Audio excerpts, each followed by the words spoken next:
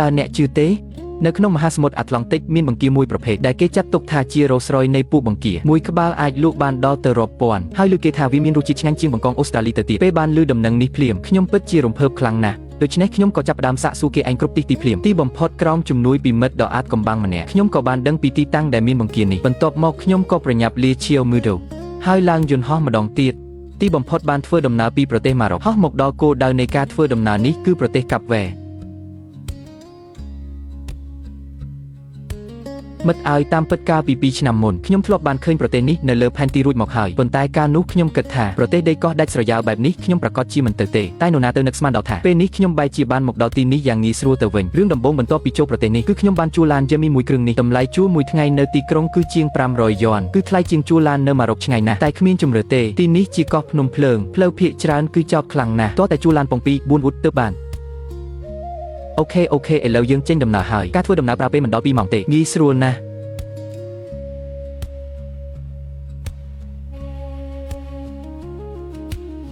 ភ្លេចប្រាប់ប្រទេសកាប់វែមានផ្ដល់ទិដ្ឋាការពេលមកដល់សម្រាប់លិខិតឆ្លងដែនចិនគេអនុញ្ញាតឲ្យស្នាក់នៅរយៈពេល1ខែតម្លៃប្រហែល500យ៉នកុំភ្លេចយកកាតវីសាមកកាត់លុយផងព្រោះការបង់លុយសុទ្ធគឺយឺតខ្លាំងណាស់ហាខ្ញុំស្រឡាញ់ប្រទេសចិនហើយទេសភាពតាមផ្លូវនេះក៏ស្អាតខ្លាំងណាស់ដែរទីណាក៏មានវាលស្មៅពណ៌បៃតងស្រស់ថតទូរស័ព្ទមិនអាចផ្តិតយកភាពអស្ចារ្យនេះបានអស់ទេមានអារម្មណ៍ដូចកំពុងនៅប្រទេសស្វីសអញ្ចឹងគឺពិតជាស័ក្តិសមណាស់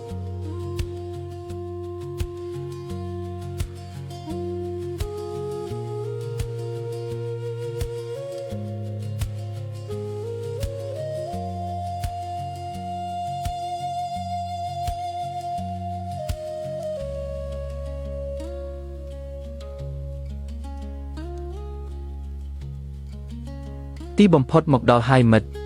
ផ្លូវនេះពិបាកបើកបរណាស់ផ្លូវសុទ្ធតែចង្ហុកនិងរលាក់បែបនេះទើបតែមកដល់ភ្លាមក៏មានបញ្ហាបាត់ទៅហើយកង់ឡានធ្លីបាត់ហើយមើលចុះឲ្យចាំខ្ញុំមើលសិនថារបៀបដូរកង់យ៉ាងម៉េចតាមពិតនៅតាមផ្លូវមកខ្ញុំក៏បានគិតបណ្ដាលដែរថាក្រែងលោមានត្រូវកង់ធ្លីអីចឹងមែនពិតជាខ្លាចអីបាននឹងមែនប៉ុន្តែសម្រាប់ខ្ញុំការបដូរកង់ឡានមិនមែនជារឿងពិបាកទេគ្រាន់តែអាកាសធាតុក្តៅខ្លាំងពេកកម្រើខ្លួនតែបន្តិចក៏បែកញើសជោគខ្លួនទៅហើយកង់ឡានដូររួចរាល់ហើយឥឡូវនេះយើងមកមើលស្ថានភាពដីនៅទីនេះវិញម្ដងតាបង្ហាញខ្លួនហើយឆ្នេរដែលគ្មានខ្សាច់គឺមានតែគ្រោះទន្លេប៉ុណ្ណោះតែតាមលឺអ្នកស្រុកប្រាប់ថាបង្គាមាស Rhino Shrimp នេះចូលចិត្តកន្លែងដែលគ្មានខ្សាច់កាន់តែមានថ្មប៉ព្រះទឹកច្រើនកាន់តែសម្បូរបង្គាមាសដូច្នេះឥឡូវនេះក្នុងក្បាលខ្ញុំនៅតែមានសញ្ញាសួរនៅឡើយមិនដឹងថាដំណឹងនេះអាចជឿទុកចិត្តបានឬអត់ទេព្រះអើយទើបតែនិយាយចប់សោះក៏ប្រទេសឃើញថ្មគ្រួសមួយដុំថ្មគ្រួសនេះមានរាងដូចអក្សរចិនណាស់ប្រហែលជាមានអត្ថន័យល្អអ្វីមួយទេដឹងលើកនេះខ្ញុំបានយកសម្ភារៈពីរមុខមកជាមួយគឺកាំភ្លើងបាញ់ត្រីមួយនិងលំពែងចាក់ត្រីមួយកាំភ្លើងបាញ់ត្រីនេះសម្រាប់ប្រើនៅពេលថ្ងៃឯលំពែងចាក់ត្រីនេះសម្រាប់ប្រើនៅពេលយប់អ្នកទាំងអស់គ្នាកុំមើលស្រាលលំពែងចាក់ត្រីនេះឲ្យសោះត្រីទម្ងន់ក្រោម5គីឡូគឺមិនមែនជាបញ្ហានោះទេខ្ញុំផ្ទាល់គិតថាភាគរយដែលអាចរកឃើញបង្គាមាសនៅពេលយប់គឺមានខ្ពស់ជាងដូច្នេះខ្ញុំគិតថាគួរតែបោះតង់ឲ្យហើយសិនរួចចាំពេលមេឃងឹតភ្លាមខ្ញុំនឹងចាប់ផ្ដើមសកម្មភាពការតាមរកបង្គាមាសនៅលើកនេះយើងមានគម្រោងចាប់ផ្ដើមការស្វែងរកជុំទី1នៅពេលយប់បើពេលយប់រកមិនឃើញទេព្រឹកស្អែកយើងនឹងបន្តទៀតប្រសិនបើនៅតែបរាជ័យទៀតនោះខ្ញុំមានតែបដូរទីតាំងមាត់សមុទ្រផ្សេងដើម្បីចាប់ផ្ដើមជុំទី3សង្ឃឹមថានឹងមិនឲ្យខ្ញុំដល់ជុំទី4ចុះមិត្តឲ្យទីបំផុតមេឃងឹតហើយថាតើមានបង្គាមាសឬអត់យើងចុះទឹកទៅនឹងដឹងហើយសង្ឃឹមថានឹងអាចចាប់បាន5ក្បាល6ក្បាល7ក្បាលឬ8ក្បាលចុះចេញដំណើរហើយរលកពេលយប់រៀងធំបន្តិចហើយវាលុកឲ្យលឿនបញ្ចប់ឲ្យឆាប់រលកមកហើយ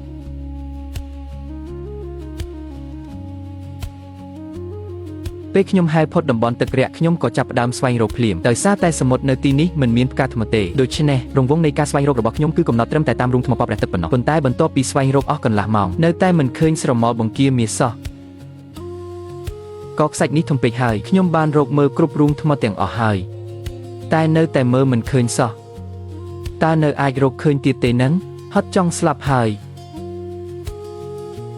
ដើម្បីការពារកុំឲ្យខកជើងពេលនេះក្នុងអំឡុងពេលកំពុងស្វែងរកខ្ញុំត្រូវបាញ់ត្រីសមុទ្រផ្សេងខ្លះបើមិនអញ្ចឹងទេគិតតែពីរហូតគឺពិតជាគួរឲ្យធុញណាស់ឈ្មោះពេញរបស់ត្រីនេះគួរតែជាត្រីឡាសតែខ្ញុំចូលចិត្តហៅវាថាត្រីធ្មូជាង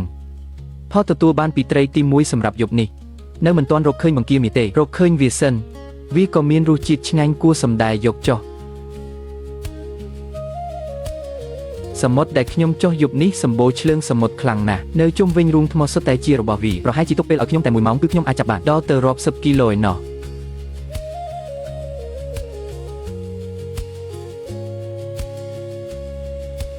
នៅលើថ្មសុទ្ធតែជាឆ្លើងសមុទ្រច្រើនណាស់តែមិនដឹងថានៅកាហ្វេគេអនុញ្ញាតឲ្យចាប់ឆ្លើងសមុទ្រឬអត់ទេមុននឹងសួរឲ្យច្បាស់យើងកុំទាន់ឲ្យយកអី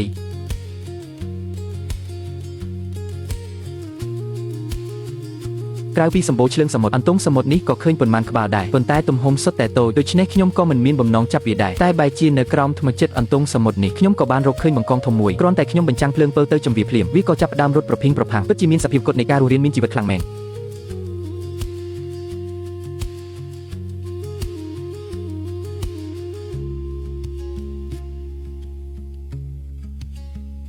វ៉ា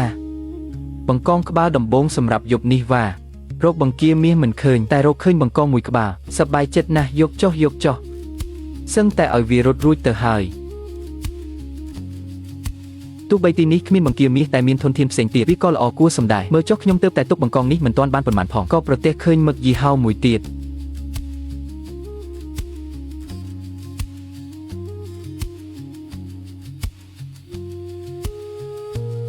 មឹកយីហោមួយក្បាលហើយវាក៏មិនសូវជាធំប៉ុន្មានដែរទុកចុះលេងវាទៅ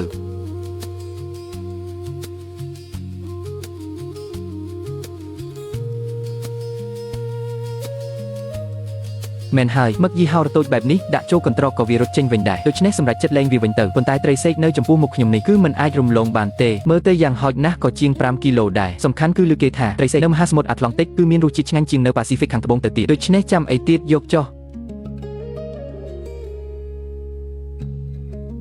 ប្រាប់ឲ្យដឹងចុះអ្នកទាំងអស់គ្នាត្រីសេកនេះធំពេកហើយចាក់លំពេងមិនមុតសោះដូច្នេះខ្ញុំក៏ងើបឡើងដកដង្ហើមនៅផ្ទៃទឹកបន្តិចសិនរួចក៏មុជចុះទៅម្ដងទៀតតាមពិតចង់បន្តប្រើលំពេងទេប៉ុន្តែចាក់បាន2 3ដងក៏ឃើញថាត្រីសេកនេះបានសន្លប់បាត់ទៅហើយដូច្នេះខ្ញុំក៏ចាប់ទាញកន្ទុយវាអូសវាចេញពីរូងមកក្រៅតែពេលអូសមកដល់មាត់រូងភ្លាមស្រាប់តែវាដឹងខ្លួនវិញហើយបំរុងនឹងរត់សំណាងហើយដែលបច្ចេកទេសចាប់ត្រីរបស់ខ្ញុំនៅមានកម្រិតធ្វើតែបន្តិចក៏អាចបង្ក្រាបវាបានសម្រេចត្រីមួយក្បាលនេះធំណាស់យ៉ាងហោចណាស់ក៏ជាង5គីឡូដែរអូមិននឹកស្មានថាអាចប្រើដៃចាក់វាបានសម្រេចសោះអាយ៉ាស្ទើរតែឲ្យវារត់រួចបាត់ហើយបង្គាមាសពិតជាពិបាករកណាស់ដូច្នេះខ្ញុំសម្រេចចិត្តយកត្រីសេកនេះចុះ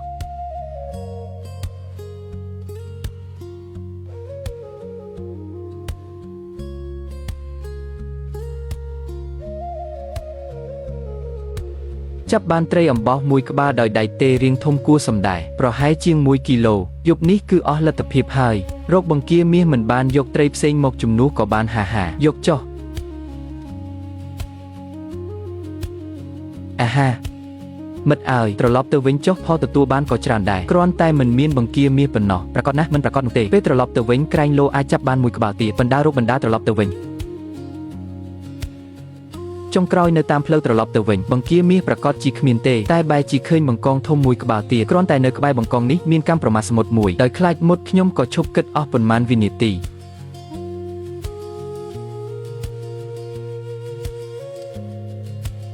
នៅតាមផ្លូវត្រឡប់ទៅវិញខ្ញុំក៏ចាប់បានបង្កងមួយក្បាលទៀតអាយ៉ាអាចទទួលយកបានទោះបីជាគ្មានបង្គាមាសក៏ដោយ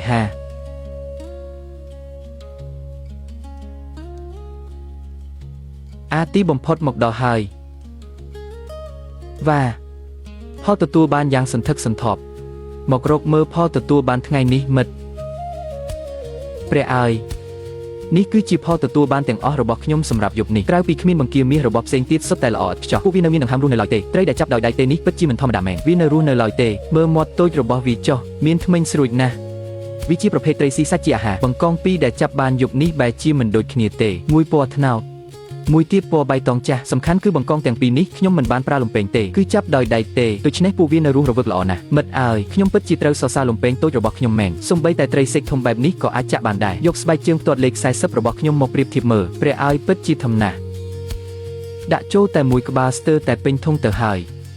ដាក់បង្កងទាំងពីរចូលដែរមួយក្បាលចុងក្រោយគឺល្មមតែម្ដងអូខេតោះទៅយប់នេះបើថាខកជើងខ្ញុំគិតថាមិនមែនទេព្រោះទទួលបានផលច្រើនយ៉ាងនេះតែសម្រាប់បង្គាមាសគឺពិតជាខកជើងមែនខ្ញុំត្រូវតែទទួលស្គាល់ចូលគេងហើយមិត្តបង្គាមាសចាំថ្ងៃស្អែកគិតរកវិធីទៀតរាត្រីសួស្ដី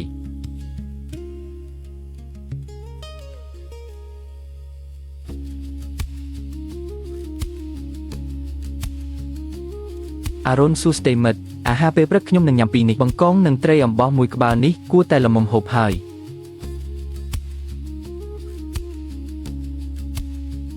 ត្រីនេះតាមពិតគេហៅថាត្រីបកស្បែកដូច្នេះបន្ទាប់ពីកាត់ក្បាលវាចេញគឺអាចបកស្បែកវាចេញបានយ៉ាងងាយតែមានអារម្មណ៍ថាកន្លែងដែលអាចញ៉ាំបានក៏មិនសូវច្រើនដែរដាក់ឆ្នាំងដាំប្រេង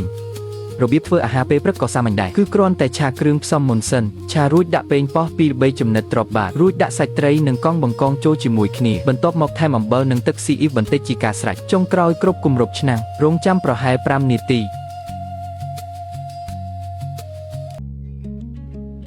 បើកគម្របវ៉ាអាហារពេលព្រឹកដ៏ឈ្ងុយឆ្ងាញ់ញ៉ាំហើយមិត្តពេលចំអិនមិនបានដាក់ទឹកសំបីមួយដំណក់នៅតែមានទឹកស៊ុបច្រើនយ៉ាងនេះញ៉ាំបង្កងមុនចុះមើលទៅពិតជាអស្ចារ្យណាស់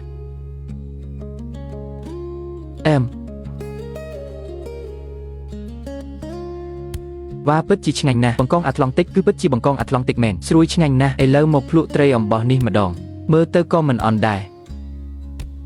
ឆ្ងាញ់ណាស់សាច់ត្រីអំបោះនេះតើខ្ញុំគួរញ៉ាំវាជាមួយអ្វីទៅសាច់វាស្វិតល្អណាស់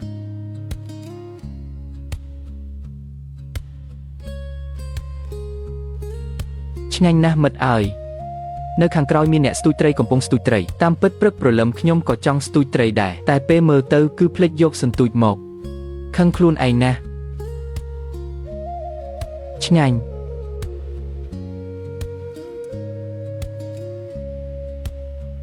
ញ៉ាំឆ្អែតរួចរាល់ហើយមិត្តអើយត្រូវទៅរកបង្គាមាសទៀតហើយយប់មិញគឺហែលទៅទីខាងឆ្វេងថ្ងៃនេះចង់ហែលទៅទីខាងស្ដាំហើយគ្រោងចំណាយពេល3ម៉ោង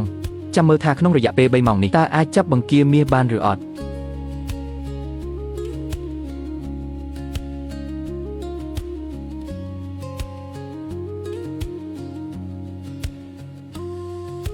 ចាប់ផ្ដើមហើយមិត្ត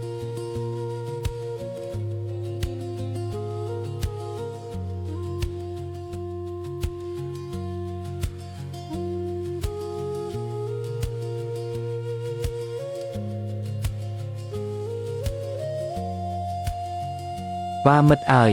ធនធាននៅកាប់វេនេះពិតជាសម្បូរមែនខ្ញុំទើបតែចុះទឹកមិនទាន់បានប៉ុន្មានផងក៏ឃើញហ្វូងត្រីជាច្រើនហែចុះឡើងនៅចំពោះមុខសង្ស័យថាទីនេះឧស្សាហ៍មានត្រីធំមកទីនេះណាស់តែថ្ងៃនេះខ្ញុំត្រូវតែរកបង្គាមាសត្រីធំទុកពេលក្រោយចុះ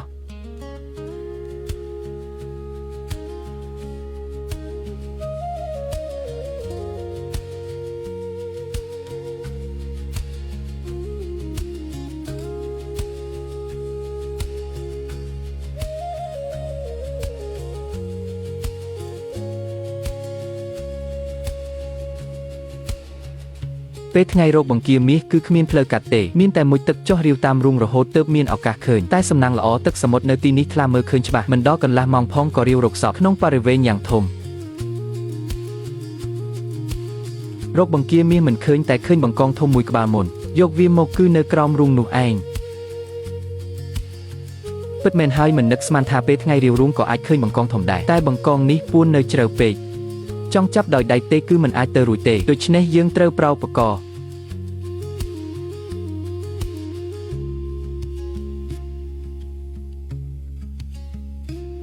បង្កងធំពិតជាពិបាកចាប់មែនឬ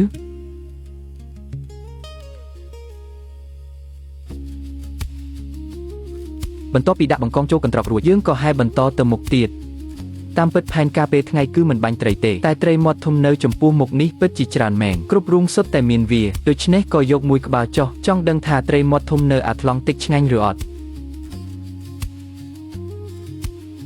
នេះជាសមុទ្រដែលខ្ញុំធ្លាប់ឃើញត្រីប្រភេទនេះច្រើនជាងគេយកមួយក្បាលត្រឡប់ទៅភ្លក់មើលថាឆ្ងាញ់ឬអត់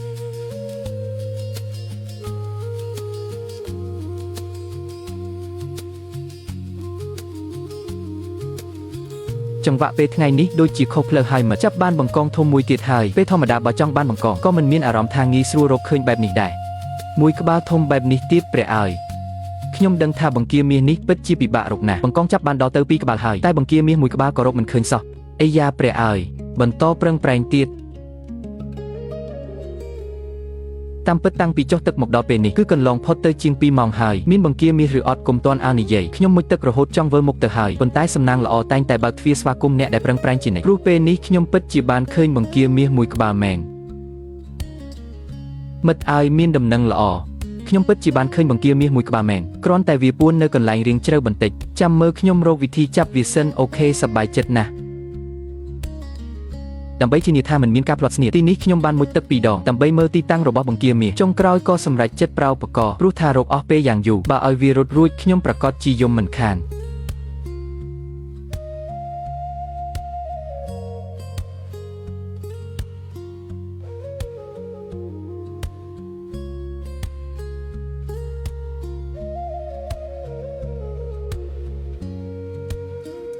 វ៉ាទីបំផុតអាចចាក់វាបានហើយទីបំផុតរកឃើញហើយមិត្តវ៉ា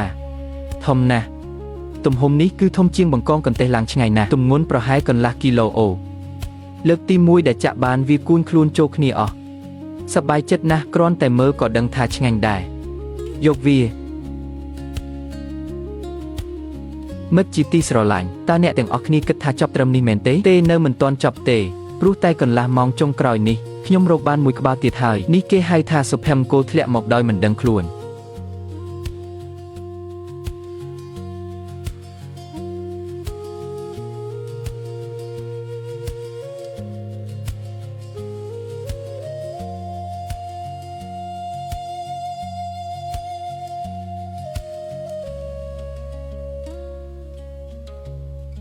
វ៉ា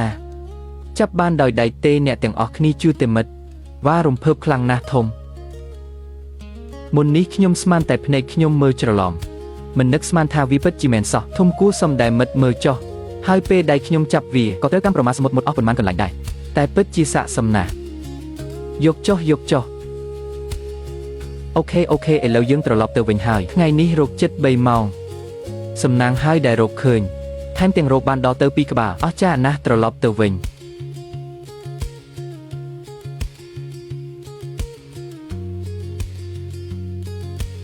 មកដល់ច្រាំងហើយមកមើលផលដែលចាប់បានពេលនេះអារម្មណ៍ខ្ញុំពិតជាចង់ច្រៀងមួយបទណាស់ព្រោះខ្ញុំចាប់បានបង្គាមាសហើយថែមទាំងចាប់បានដល់ទៅ2ក្បាលទៀតសប្បាយចិត្តណាស់ធំឬអត់មិត្ត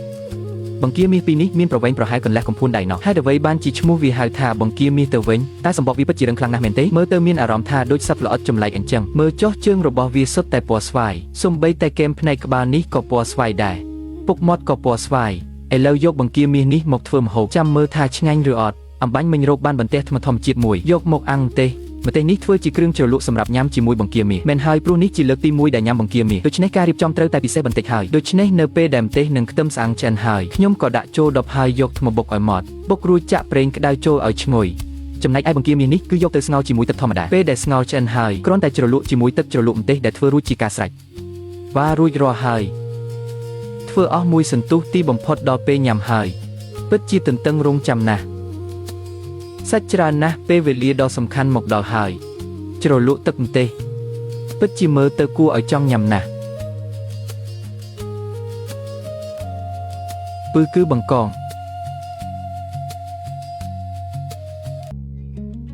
ឆ្ងាញ់ណាស់ពីនេះគឺមិនគ្រាន់ញ៉ាំទេឆ្ងាញ់រហូតចង់រាំតែម្ដងអស្ចារ្យណាស់ពិតជាញ៉ាំមិនគ្រាន់មែនមិត្តអើយវ៉ាព្រះអើយបើដឹងអញ្ចឹងគួរតែចាប់ឲ្យបានច្រើនក្បាលបន្តិច